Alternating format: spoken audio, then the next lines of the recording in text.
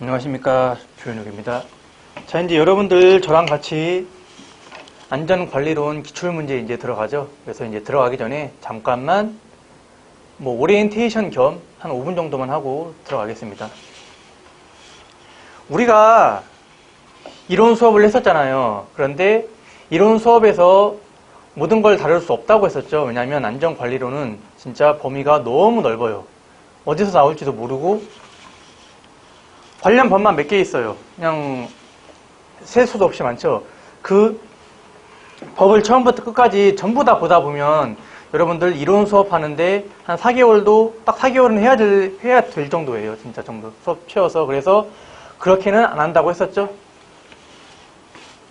한 시험 문제 90을 맞추기 위해서 한 30 정도만 공부하면 돼요. 100이 내용 전부라고 하면. 그런데 나머지 부분, 특히나 이제 좀 우리가 당연히 이론 때 안 나왔던 부분도 시험에 나왔을 거예요. 이런 부분은 제가 기출 문제를 통해서 그때 이제 이론 수업 보충한다고 했었습니다. 그래서 이 기출 문제 수업했을 때 사실상 내용을 한 번 더 훑고 지나가고 빠졌던 내용은 보고 갈 거예요. 그리고 여러분들 이론 아무리 들어도 문제 이렇게 많이 안 풀어보면 시험 문제 좀 이렇게 풀기 힘들거든요. 그래서 이제 수업이 우리 기출문제 이제 한번 2018년도부터 15년도 아니면 14년도 거는 거의 없죠.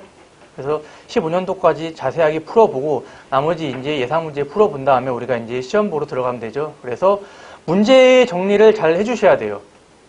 이론 같은 경우에 저는 그렇게 막 몇 회독 한다 그렇게까지는 모르겠어요. 한 2, 3, 10회독 이런 거 필요 없고 2, 3회독만 제대로 하면 사실 그 정도면 되거든요. 문제를 많이 풀어보면 어차피 그 내용이 다 문제에 나오기 때문에 여러분들이 다 한 번 더 문제 이거 오답 정리하고 하다 보면 어차피 이론 한 번 더 보게 되는 셈이거든요. 한두 번은. 그러니까 이론은 그 정도면 충분하고 여기서 새로 나오는 내용도 많으니까 여러분들이 정리를 잘 해주시기 바랍니다. 그리고 제가 좀 많이 중요하다고 하는 것은 여러분들이 특별히 더 체크를 해서 좀 봐주시면 돼요. 왜냐하면 저는 이제 기출문제를 이렇게 만들다 보면 많이 나왔던 빈도를 많이 볼 거 아니에요. 그래서 어느 부분에서 많이 나오는지 좀 이제 파악이 된단 말이에요. 그러면 이제 출제자가 뭘 중요하게 생각하구나 좀 이게 약간 느껴지거든요.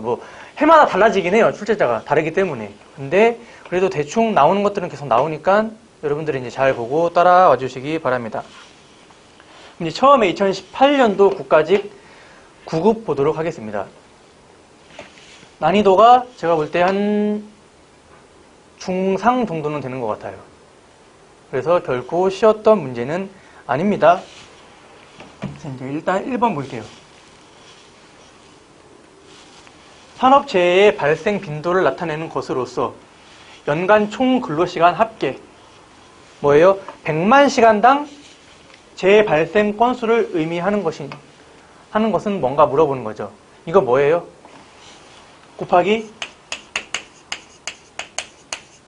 해서 계산했던 거 우리 뭘로 봤었죠?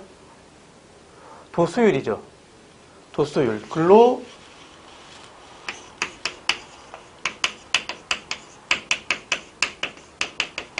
의 건수.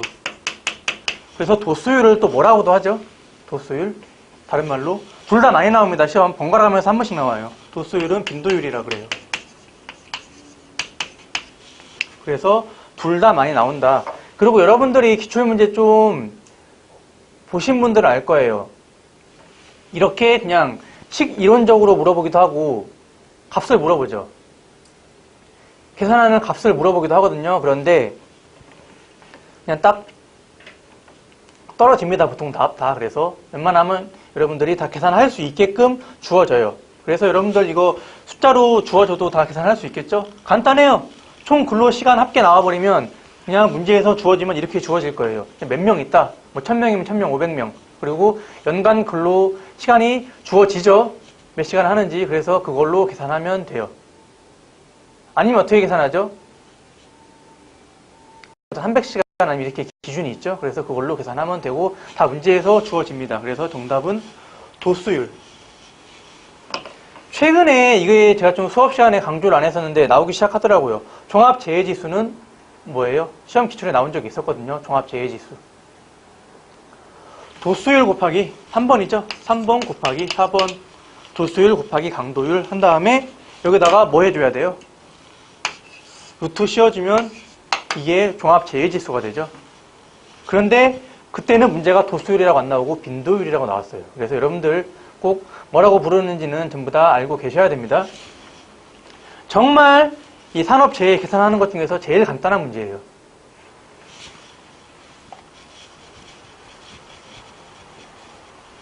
아마 도수율이 제일 많이 나올 겁니다. 여러분들 그래서 잘 봐주시기 바랍니다. 2번 도로 표지 규칙상 기능에 따라 구분하는 도로 표지 종류에 해당하지 않는 것은 나오죠. 그래서 어디 나와요? 여러분들이 도로 표지 규칙 찾아보면 제3조에 종류가 나와 있습니다. 그래서 한번 볼게요. 뭐뭐 있죠? 경계 표지, 이정 표지, 방향 표지, 노선 표지, 안내 표지 있죠. 그래서 이번 주의 표지는 있지 않아요. 한번 볼게요. 경계 표지는 뭐예요? 행정구역 경계를 나타내는 표지. 이정 표지는 이런 건 알죠? 뭐 서울까지 뭐 25km 남았다 이런 거 표지판 붙어 있는 거 보셨을 거예요. 방향 표지는 당연히 그냥 길거리에 블럭마다 다 붙어 있죠. 안내 표지에 그냥 안내 표지는 여러 가지가 있는데 아시안 하이웨이 여러분들 고속도로에서 본 적 있나요? 그냥 뭐 참고로 말씀드리면 아시안 하이웨이가 부산부터 해갖고 경부고속도로로 해서 서울까지 있는 다음에 이게 어디까지 가냐면 중국을 통해서 베트남, 미얀마, 인도를 통해서 터키, 불가리아까지 이어져 있어요. 그래서 옛날에 여러분들 실크로드 들어봤죠? 그래서 그 식으로 해서 그냥 이어진 거고 두 개가 있어요. 이쪽으로 가는 거랑 러시아를 뚫고 벨로루스까지 가는 두 개가 있습니다. 그래서 이런 것도 있다. 여러분들이 그냥 참고로 봐주시면 되겠습니다. 3번 볼게요. 자연 발화성 및 금수성 물질 제3류 위험물에 해당하는 것만을 모두 고른 것은 제3류죠. 제3류 위험물을 뭐라고 부른다 그랬죠? 자연 발화성 및 금수성이라고 부른다 그랬죠. 이 특징이 뭐예요? 자연 발화성 지 혼자 몰라요. 공기 중에 방치해버리면. 안 그러면 금수성은 뭐죠? 물 닿으면 가연성 가스를 방출시키는 물질을 말합니다. 제3류 위험물. 그래서 제1류부터 제6류까지 어떤 물질이 있는지 정도는 여러분들이 알고 계셔야 된다 그랬죠. 그리고 여러분들이 7급을 혹시나 준비하신다고 하면 이 물질의 특성까지 알고 계셔야 돼요. 그래서 7급 같은 경우에는 이거 하나 물어봐요. 칼륨에 대한 뭐 특징으로 옳은 것은 옳지 않은 것은. 그래서 같은 내용을 물어보지만 이렇게 난이도 차이가 있다 정도만 여러분들이 알고 계시면 됩니다. 그래서 여기 기역, 니은, 디귿, 리을, 미음, 비읍 전부 다 이거 몇 류 위험물인지 알 수 있어야 되죠. 그런데 보자마자 여러분들이 그 몇 류인지 알 수 있을 정도로 암기를 하셔야 돼요. 그래서 이런 것들은 사실 5초 내로 풀 수 있어야 됩니다. 왜냐하면 자주 나오는 거죠. 유기과산화물 제 몇 류 위험물이에요? 유기과산화물 제 5류죠. 탄화칼슘 3류, 칼륨 3류, 질산 6류, 황아린 2류, 알킬, 리튬 6류. 그래서 여러분들이 물질이 많긴 많아요. 많긴 많은데 시험 문제에 한두 문제씩 꼭 나오거든요. 그래서 여러분들 이런 것들 그냥 암기하면 금방 풀 수 있잖아요. 이런 데서 시간을 많이 줄여야 됩니다. 그러면 3류 있는 거 다 고르면 뭐예요? 이게 3류죠? 알킬, 리튬이. 그래서 정답은 니은, 디귿, 비읍. 그래서 정답 3번이 되죠. 유기과산화물 5류죠. 5류 위험물의 특징은 뭐라 그랬죠? 무슨 물질? 5류는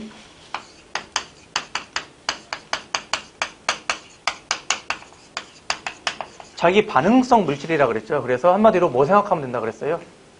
그냥 폭탄 생각하면 됩니다. 폭탄, 자기 반응성은 뭐예요? 지 혼자 산소 공급 없이도 폭발하는 물질이에요. 그래서 여러분들 영화를 많이 보셨으면 물에서도 터지죠. 폭발은 어쨌든 연소를 하는 건데 물에는 산소가 없죠. 그래도 다 나고 우주에서도 폭탄은 터지고 다 합니다. 그래서 5류는 자기 반응성 물질 폭탄. 6류는 뭐예요? 질산.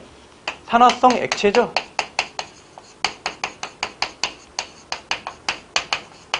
인류랑 성질이 같은데 그냥 1류는 고체고 6류는 액체인 상태를 말하고 황화리는 이류예요. 이류는 가연성 고체예요.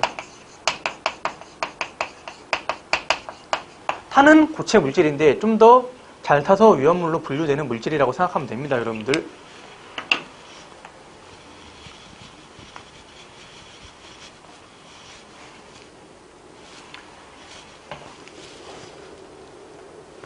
(4번) 자동화재 탐지 설비 경계구역 설정 기준에 대한 설명이다. 기억, 니은에 들어갈 내용으로 옳은 것은 자동화재 탐지 설비의 설치 기준 같은 경우에는 여러분들이 암기를 잘 하셔야 돼요. 특히나 위험물 소방 같은 경우에 되게 중요하게 다루는 문제입니다. 그래서 어차피 우리 안전관리론이 이런 산업안전, 위험물, 소방 그쪽의 베이스에서 나온다 그랬잖아요. 근데 소방 위험물에서는 만약에 한번 자격증 시험 보면 60문제에서 100문제 정도 나오거든요. 근데 60문제 기준 했을 때 4-5문제가 꼭 나오고 100문제 기준 했을 때 한 5문제 이상 꼭 나옵니다. 그 정도로 좀 중요하다고 생각하기 때문에 공무원에서도 나오니까 이 설치 기준 같은 경우에 다 암기를 하셔야 되는데 거의 수치만 나와요. 그래서 수치 위주로 많이 암기해 주시면 돼요. 그래서 600이랑 1000 그리고 50, 100 이거랑 하나의 경계구역은 500제곱미터 이하다. 이 5개 있죠, 수치? 이거 여러분들 잘 봐주셔야 됩니다. 볼게요. 자동화재 탐지 설비가 뭐예요? 자동화재 탐지 설비. 어디에 들어가요? 소방시설 중에서 경보설비에 들어갑니다. 우리 뒤에 가면 경보설비가 뭐 있냐, 또 소방활동설비가 뭐 있냐 많이 나오죠? 그런데 그 경보설비 중에서 한마디로 끝판왕이라고 보면 돼요. 제일 비싸요. 제일 비싸고 사람 많거나 뭐 노약자 시설 이런 데 다 설치를 해야 돼요. 한마디로 뭐냐면 화재가 발생하죠. 그러면 감지하는 감지 센서를 다 달아놔요. 천장이나 어디에다가. 그러면 자동적으로 이걸 탐지한 다음에 중앙 뭐 방재실이나 이런 데 다 알림이 갑니다. 그러면 자동으로 또 관할 소방서에 연락이 가요. 한마디로 이 화재를 감지해서 탐지해서 알림까지 일어나는 자동 시스템을 말해요. 그래서 비싸요. 그래서 다 설치할 필요는 없어요, 법적으로. 물론 설치하면 좋겠죠. 그래서 설치 기준 보겠습니다. 하나의 경계구역 면적 얼마죠? 600 그리고 한 변의 길이는 50이에요. 이게 기본이고 이 조건이 있습니다. 만약에 밖에서 안에 다 보여요. 막히는 게 하나도 없이. 그럴 경우에는 얼마까지 할 수 있어요? 원래 600인데 1000제곱미터까지 할 수 있습니다. 다 보이는 경우에는. 그리고 광전식 분리형 감지기를 설치할 경우에 한 변의 길이를 원래 50이죠. 50인데 얼마까지 할 수 있다? 100까지 할 수 있다. 그래서 여러분들 이것만 잘 보시면 돼요.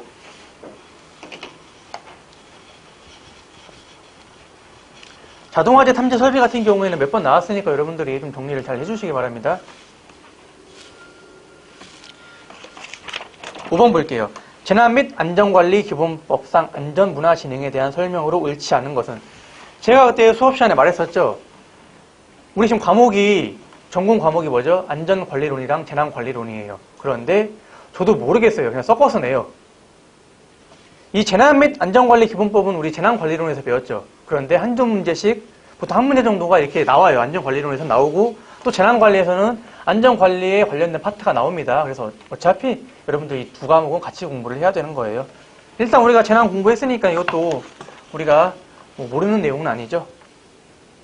안전문화 진행에 대한 설명으로 옳지 않은 것은 1번 중앙행정기관의 장과 지방자치단체의 장은 안전교육 및 안전훈련 등 안전문화 활동을 적극 추진해야 된다. 어디에 나와요?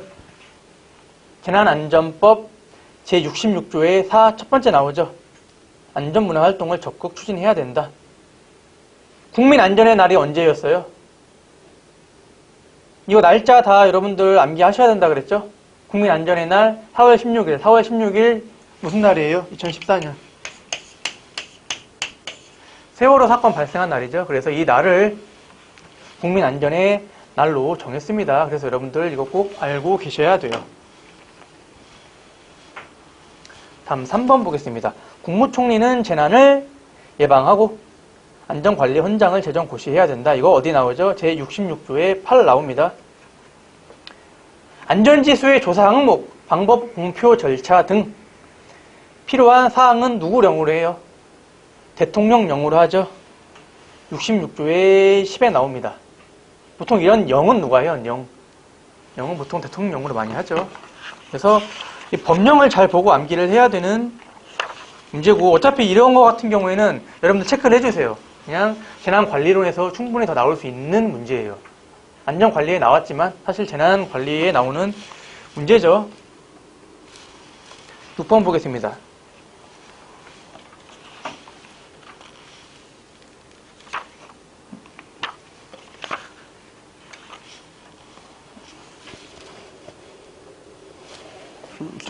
잠깐만. 이거 문제가. 잠깐만. 6번 보겠습니다. 무죄의 운동의 3원칙 딱 3가지 있죠. 무죄의 운동 3원칙 뭐예요? 무의 원칙, 참여의 원칙, 선취의 원칙이죠. 그래서 그 중에서 뭐예요? 이거 보면 되죠. 일체의 잠재 위험 요인을 제거함으로써, 한마디로 뭐예요? 모든 잠재적 위험 요인을 제거하는 거죠. 그게 뭐예요? 없을 무의 원칙. 그래서 사실 이거는 여러분들이 이 문제만 잘 읽어봐도 풀 수 있었던 문제입니다. 정답 1번 무의 원칙. 이 무죄의 운동 3원칙 같은 경우에도 시험 문제 되게 많이 나오거든요. 빈도수 아주 높은 문제이니까 여러분들이 좀 체크를 잘 해주시기 바랍니다. 7번 다음은 사고 연쇄 이론에 대한 설명이다. 학자의 주장을 연결한 것으로 일치하는 것은, 제가 볼 때 난이도 이게 아마 좀 가장 어렵지 않았을까 싶어요. 산업안전 파트에서도 좀 잘 안 나와요. 특히나 이 차베타키아 같은 사람 같은 경우에는 잘 언급이 안 되는 인물이긴 하거든요. 여러분들 검색을 해도 잘 안 나올 거예요. 특히나 포털 같은데. 그래서 그런 인물에 대한 이론이 나왔는데, 어쨌든 정답과는 상관없죠. 볼게요. 4번에 관리구조, 작전적 에러, 전술적 에러, 사고 상해. 이거 누구였죠? 웨버가 아니고.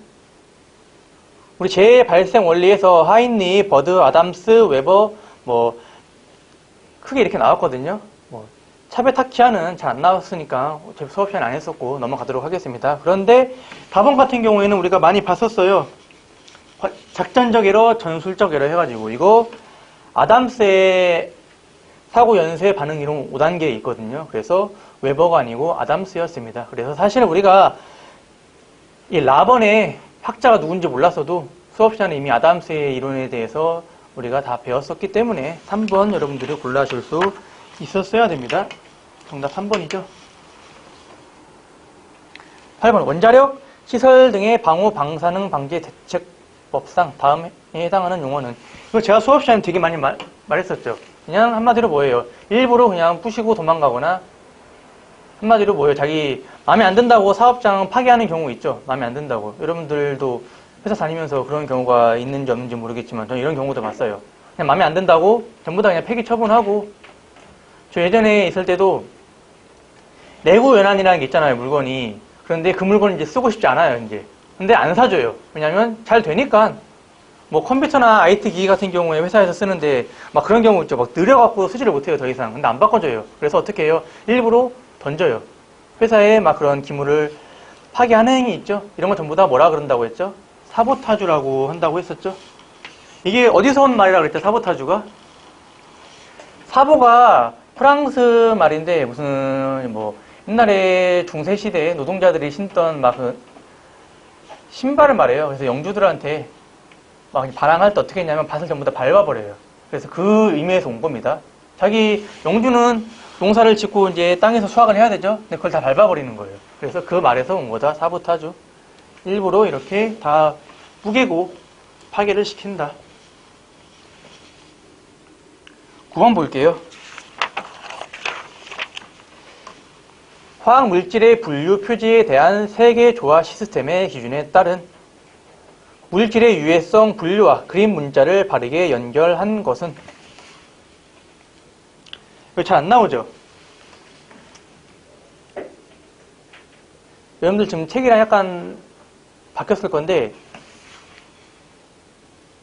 뭐라고 나와 있어요? 수생 환경 유해성 물질이라고 나와 있죠. 그래서 맞는 정답은 이게 됩니다.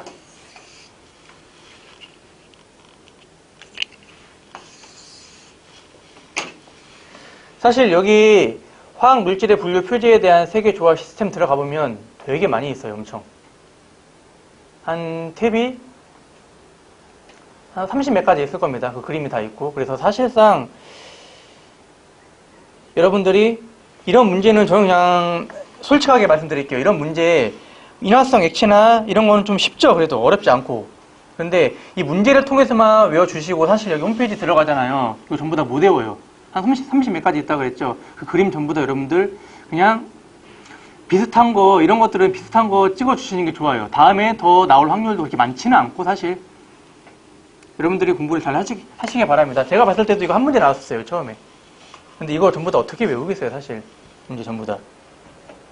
그래서 보고선, 약간 보고선 유추하는 수밖에 없어요. 그리고 인화성이랑 폭발성 같은 경우에 대충 보면 어떤 모양인지 아시겠잖아요. 그래서 여러분들이 이 그림을 통해서 유추하는 게 제일 좋아요. 저는 이거 뭐 어떤 선생님들은 다 외우라고 하는데 전 모르겠어요. 이거 다 외워가지고 굳이 외울 것도 많은데 어떻게 다 하나 싶기는 합니다.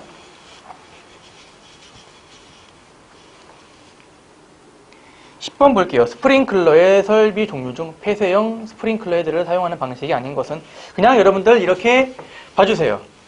스프링클러가 크게 두 가지로 구분할 수 있어요. 폐쇄형이랑 개방형.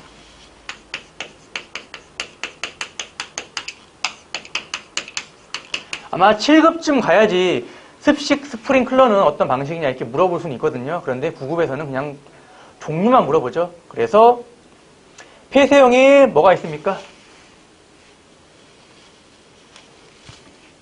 폐쇄형에 습식, 건식, 준비, 작동식이 있죠. 그리고 개방형에 일제 살수식이 있어요.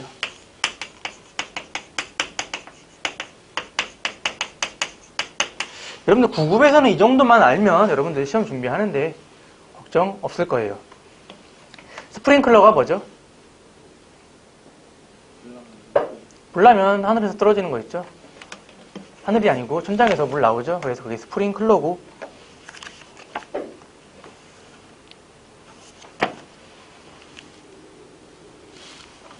11번 보겠습니다. 재보험을 산출하는 방식이죠. 그래서 시몬스의 방식이 있어요. 그래서 여러분들 일단 해설에 이거부터 볼까요? 시몬스 방식의 비보험 코스트 항목 리스트 많아요. 그래서 정답은 일단 4번입니다. 여러분들이 어떻게 암기를 해주시냐면, 우리가 제 코스트는 뭐랑 뭘로 구분을 하죠? 보험 코스트랑 비보험 코스트로 구분을 하죠. 그래서 보험은 뭐라고 나와 있어요? 보험은 산재보험료죠. 산재. 그래서 산재는 뭐예요? 산업재해보험이죠. 그래서 우리가 회사 들어가면 4대 보험 들잖아요. 그 안에도 다 사면 산재 포함되어 있고, 막 회사 다녔던 분들은 알 거예요. 다치면 막 이런 말 하죠. 우스갯소리로. 뭐 산재 처리한다고 막.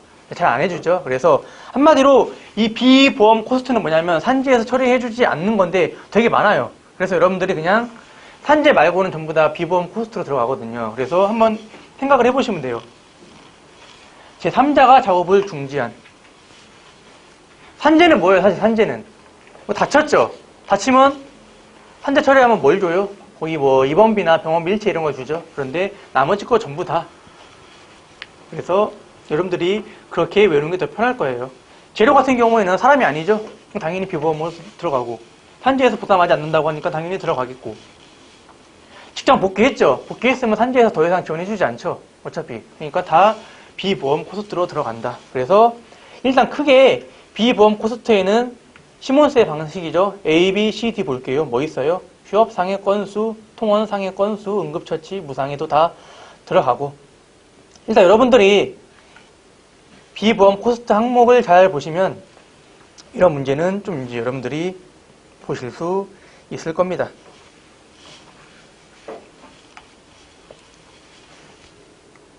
다음 볼게요. 12번.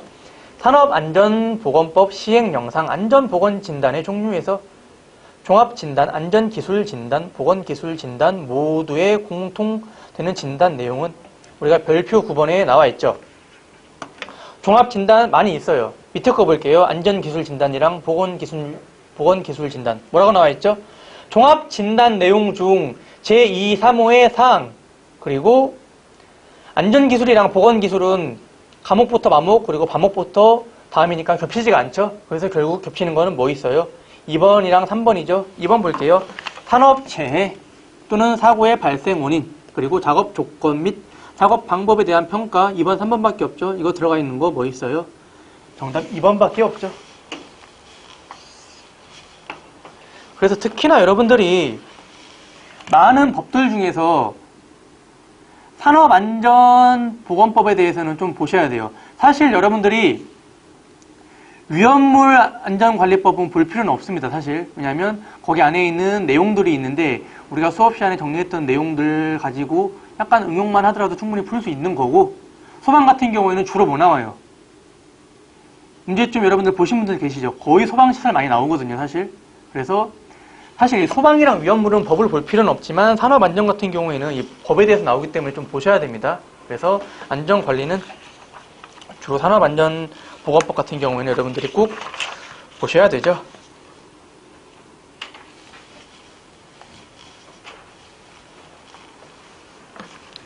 산업안전보건기준에 관한 규칙. 이거는 여러분들이 전부 다 못 봐요. 한 600조가 넘어가죠. 이거 내용이 한두 개가 아니거든요. 그래서 시험에 나왔던 거 위주로만 준비 잘 해주시면 될 것 같습니다. 볼게요. 산업안전보건에 관한 규칙. 이거 산업안전보건법이랑 다릅니다. 이거는 실제로 사람들이 산업 현장에서 일할 때 여러 가지에 대해서 전부 다 나온 규칙이에요. 그래서 다시 한번 말했듯이 600조가 넘어가고 별표만 한 몇십 개가 됩니다. 이거 상당히 거의 법 중에서 제일 많을 거예요, 아마. 그래서 이거는 전부 다 하기 힘들고, 여기 나와 있는 게 뭐냐면, 여기 나와 있는 것들 정리한 게 뭐냐면, 제가 말했었죠. 산업안전 시험. 거기에 3, 4, 5, 6번 과목에 뭐 있어요? 전기안전, 기계안전, 화학안전, 건설안전 있죠? 거기에 해당되는 내용들이 좀 있을 겁니다. 그것만 하더라도 한 600페이지가 넘어가요. 그래서 여러분들 다 못 봅니다, 이거는. 그래서 기출에 있는 것만 정리하면 볼게요. 442조. 명칭 등의 게시. 뭐뭐 해야 돼요? 관리대상 유해물의 명칭, 인체에 미치는 영향, 취급상 주의사항, 그리고 응급조치와 긴급방지 요령.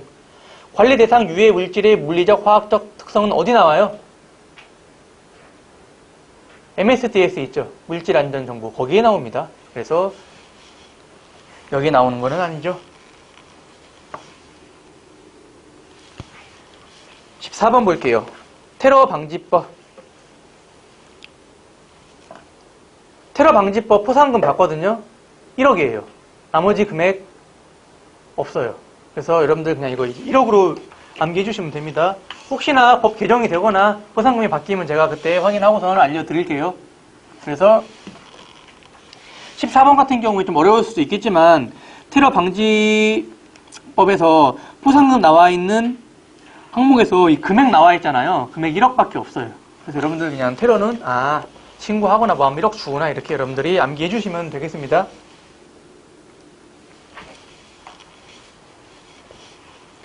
다음 산업안전보건법상 근로자의 보건관리에 대한 설명으로 옳지 않은 것은. 제가 볼 때는 이런 문제가 상당히 어렵다고 봐요. 일단 해설해 볼까요? 여기 나와 있는 것을 여러분들이 정확하게 풀 수 있으려고 하면 42조부터 46조까지 여러분들이 알고 있어야 되는데 양이 상당히 많아요. 그래서 각 조마다 하나씩 이렇게 나오고 있죠. 근로자의 보건관리예요. 일단 3번 볼게요. 3번. 사업주는 유해하거나 위험한 작업으로서 고용노동부령으로 정하는 작업에 종사하는 근로자에게 1일 얼마예요? 1일 6시간 주 30시간, 34시간을 초과하여 근로하게 해서는 아니 된다. 46조에 나와 있습니다. 그냥 숫자 하나씩 바꿨죠. 그래서 상당히 까다로운 문제고 제가 볼 때 제일 어렵지 않았을까 싶어요. 이 문제가. 이번 회차에서. 나머지 거 한번 볼까요? 43조의 2. 고용노동부 장관은 역학조사를 할 수 있다. 그리고 44조 건강관리수첩 고용노동부 장관이 발급해야 된다 나와 있고, 마지막 45조 질병 근로금지의 제한, 사업주는 감염병, 정신병 또는 근로로 인하여 병세가 크게 악화될 우려가 있는 질병으로서 영으로 정하는 자에게는 금지하거나 제한해야 된다. 있죠. 그래서 특히나 여러분들이 숫자 같은 거 나오면 좀 잘 보세요. 왜냐하면 사실상 여러분들이 시험 나오는 출제 포인트를 좀 아시겠죠? 뭐뭐 나와요? 여기서 바꾸면 뭐 바꾸겠어요? 주체 바꾸겠죠, 보통. 주체 바꾸거나 숫자 바꿔요, 보통. 그래서 이거 위주로 잘 보시면 되고, 제가 법령 볼 때도 항상 그거 주의해서 보라 그랬죠? 누가 하는지.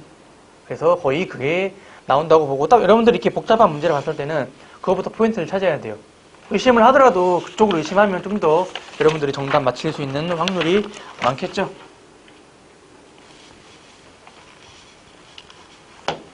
자, 위험물이 아니고 안전관리 소방 파트에서 가장 많이 나왔던 문제가 아닐까 싶어요. 거의 매 회차나 아니면 한 번 골로서는 거의 나왔었고, 여러분들이 이거 그냥 별표를 크게 쳐놓고 밑에 나와 있는 소방시설 있죠? 이거 다 암기해 주시는 게 편할 거예요. 문제가 어떻게 나오냐면 소화설비가 아닌 것은 나올 수 있고 7급에서는 이렇게 나와요. 1번에 마목 한번 볼까요? 뭐라고 나와 있어요? 물, 분무 등 소화설비에 나와 있죠. 여기서 막 이렇게도 나와요. 물, 분무 등 소화설비에 해당하지 않는 것은 이렇게 나오고 5번에도 별표 한번 해주세요. 많이 나와요. 소화활동설비. 가장 많이 나오는 거 지금 제가 찝어주고 있습니다. 그리고 이제 경보설비 그 다음으로 거의 매 회차 나왔기 때문에 여러분들 그냥 이거 암기해주세요. 그게 제일 빠를 거예요.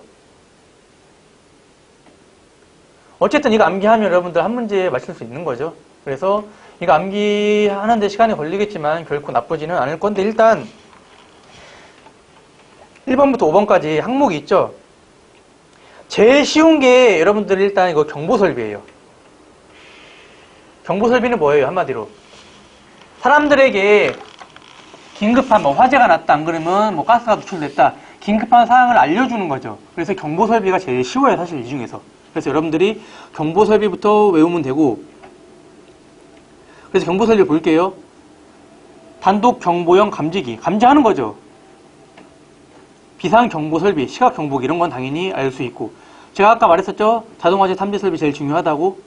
이게 경보설비 중에서 대빵이다. 그리고 자동화재 속보설비, 통합감시시설, 무전경보기, 가스누설 경보기. 그래서 이거 꼭 여러분들이 알고 계셔야 되고, 피난설비는 크게 5가지로 보면 뭐가 있는 거예요? 피난기구랑 인명구조기구, 유도 등, 그리고 비상조명 등, 휴대용 비상조명 등이 있다. 그리고 소화활동설비까지 여러분들 잘 보시기 바랍니다. 1번에 뭐가 틀렸어요? 5개 소화전 설비는 소화설비 맞죠? 그런데 연결 송수관 설비랑 연결 살수 설비는 소화활동 설비에 들어갑니다. 그래서 정답 1번이 되고, 이거 진짜 여러분들 잘 보셔야 돼요. 특히나 7급 준비하시는 분들 같은 경우에는 정말 여기서 또 세세하게 물어봅니다. 그래서 여러분들 이거 아주 많이 나오는 문제 중에 하나였어요.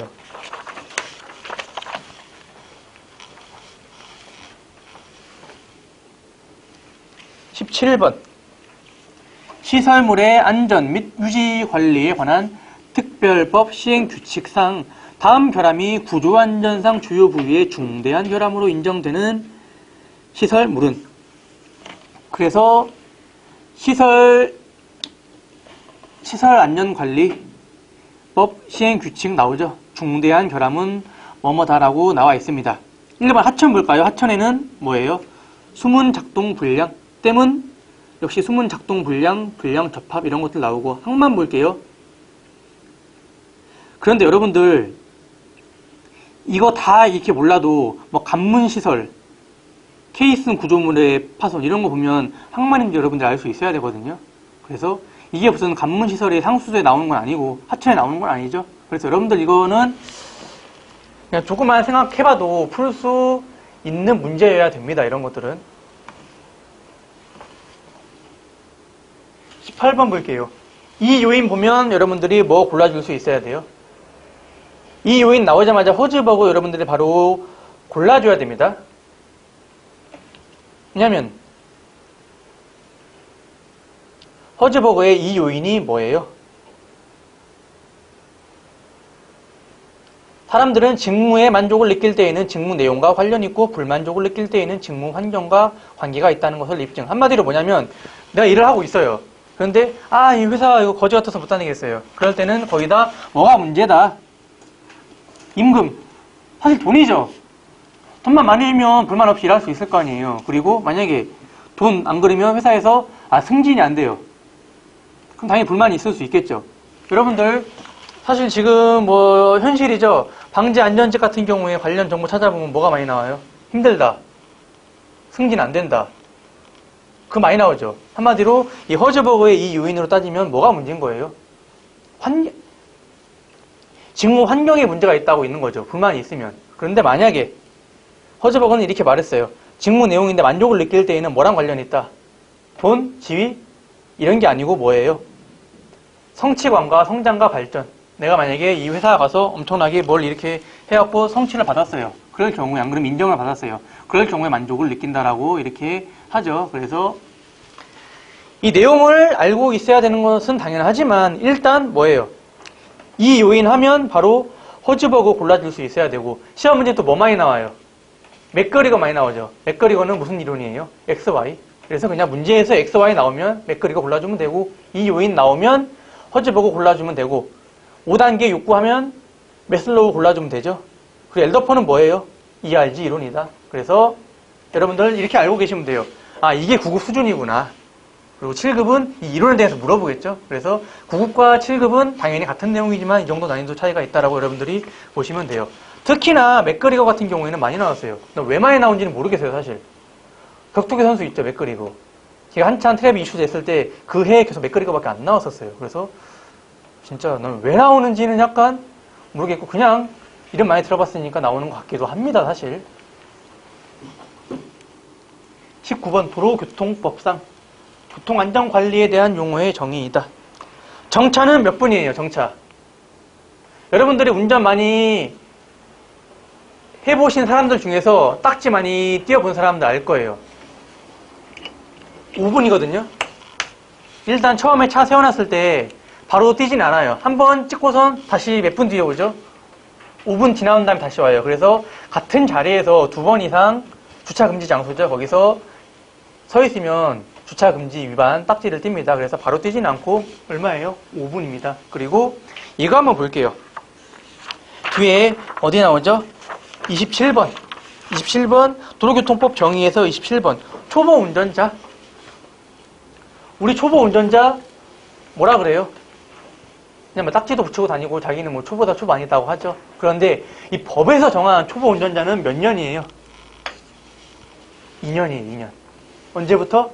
운전면허를 처음 받은 날부터 2년입니다. 이 운전면허 딴지 2년 안 되는 사람 있을까요? 그 사람들은 그냥 법으로 정한 초보 운전자에 해당합니다. 그래서 이런 것도 알아둬야 되고, 특히나 이 도로교통법에서 여러분들 제일 중요한 게 뭐죠? 제일 중요한 게 정의예요. 정의는 여러분들이 한번 잘 보셔야 되는데, 일단 여러분들 여기 법령 한번 체크를 해줄게요. 중요한 게 뭐냐면 차마. 차는 뭐예요? 차는 차죠. 우마는 뭐예요? 말이나 소 움직이는 거. 그래서 차마에 해당되는 게 뭐냐, 이런 것도 여러분들이 한번 알고 계셔야 됩니다. 다른 것들은 그냥 읽어보면 되겠지만 약간 헷갈릴 수가 있겠죠. 그리고 우리가 이제 뒤에 가서 나올 거지만 자동차에 관련된 많이 나오는 부분 어디예요? 제한속도 많이 나오죠. 도로교통법에 따라서는 가장 많이 나오는 게 제한속도가 많이 나왔습니다. 그래서 이제 문제 나올 때 다시 한번 그 내용을 보도록 하겠습니다.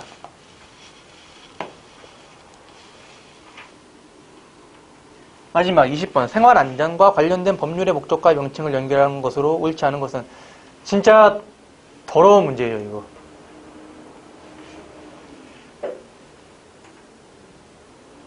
사실상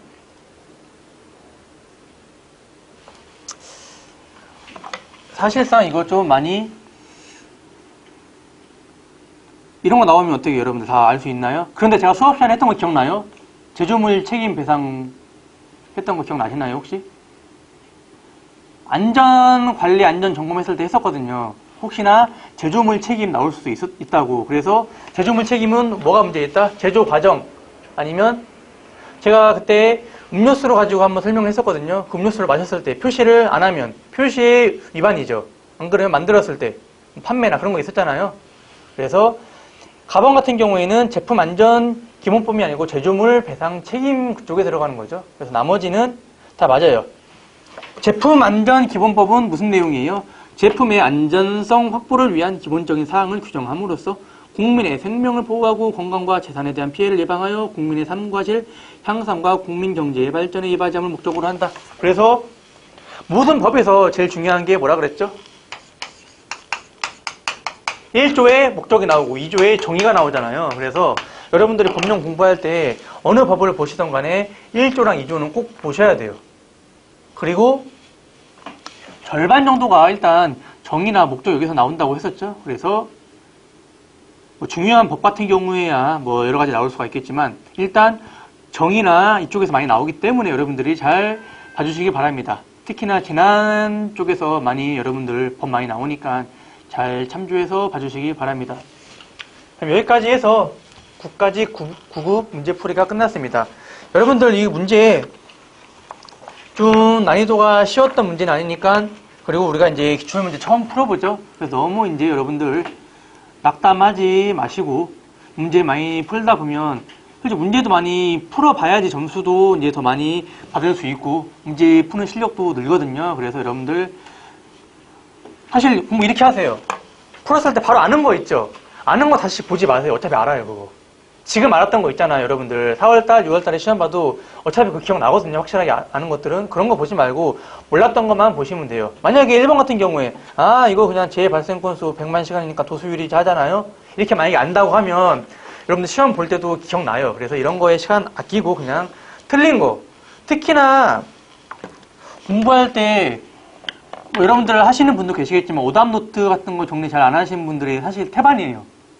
모든 이 문제 풀이의 기본은 오답 노트를 오답 체크하고서는 다시 봐야 되거든요. 그런데 사실상 공무원 시험에도 그렇거든요. 안 하는 사람이 태반이에요. 한다고 말하지 마세요. 이 중에서도 당연히 안 하는 사람 많아요. 근데 그것만 잘 내주셔도 점수 많이 오를 수 있습니다, 여러분들. 이제 여기까지 하겠습니다. 수고하셨습니다.